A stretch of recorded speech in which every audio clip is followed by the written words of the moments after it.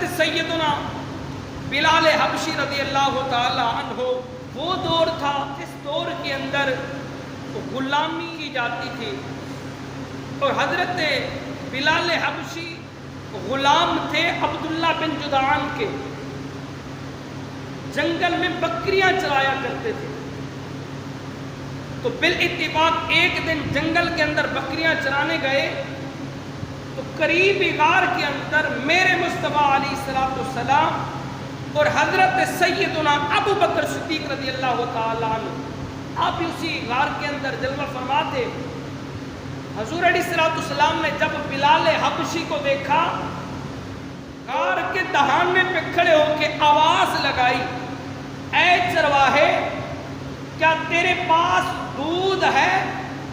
حضرت بلال حبشی قریب آئے مصطفیٰ کے، کہا میرے پاس جتنی بھی بکریاں ہیں کوئی بھی دودھ دینے والی نہیں ہے سوائے ایک کے جو میرا بھی بڑا مشکل سے گزارا ہوتا ہے۔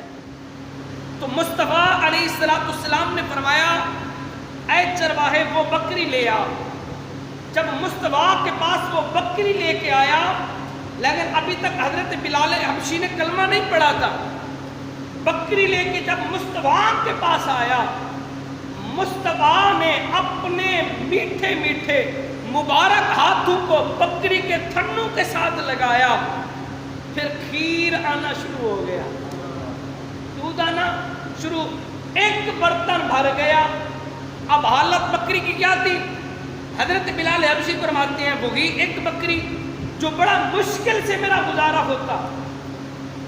بس مصطفیٰ نے برتن منگوایا اور ہاتھ رکھا مبارک، دودھ دینا بکری نے شروع کیا، برتن ہی بھر گیا۔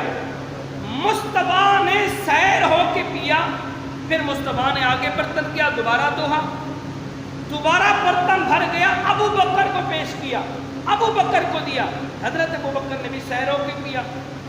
پھر تیسری مرتبہ حضرت بلال فرماتے ہیں میں سارا منظر دیکھ رہا ہوں، یہ کیا وجہ ہو گئی؟ یہی بکری بمشکل میرا گزارا کراتی تھی، مشکل سے میرے لیے دودھ اتنا دیتی تھی۔ تو مصطفیٰ نے جب تیسری مرتبہ برتن آگے کیا، تھنوں کے ساتھ ہاتھ لگایا، بکری نے کھیر دینا شروع کیا، تیسری بار بھی برتن فل بھر گیا، حضرت بلال حبشی کو دیا، کہا پیو۔ حضرت بلال حبشی نے جب یہ ادا دیکھی، یہ معجزہ دیکھا، پھر قربان ہو گئے، میرے مصطفیٰ کے گرویدہ ہو گئے۔ پھر میرے آقا صلی اللہ تعالی علیہ وسلم نے اس وقت حضرت بلال حبشی کو دین اسلام کی دعوت دی، اے بلال کلمہ پڑھ کر مسلمان ہو جا۔ اس وقت غلام تھے عبداللہ بن جدعان کے۔ حضرت بلال حبشی نے جب وہ معجزہ دیکھا، بکری والا کے دودھ نہیں دیتی، بس مصطفیٰ کے ہاتھ لگنا تھے تو بکری دودھ دینا شروع ہو گئی۔ پھر حضرت بلال حبشی نے کلمہ پڑھ کر جب دائرہ اسلام کے اندر داخل ہو گئے نا، پھر حضور علیہ السلام نے حضرت بلال حبشی کو تلقین فرمائی کہ تو نے ابھی اسلام کو چھپانا ہے، کیونکہ مشکل اور کٹھن دور تھا، ابتدائی دور تھا، جو بھی کلمہ پڑھتا تو یوں سمجھے کہ خود کو اپنی جان کا نذرانہ پیش کرنا تھا، خود کو موت کے حوالے کرنا تھا۔ اس وقت کفار مکہ والے اتنا دشمن بن چکے تھے،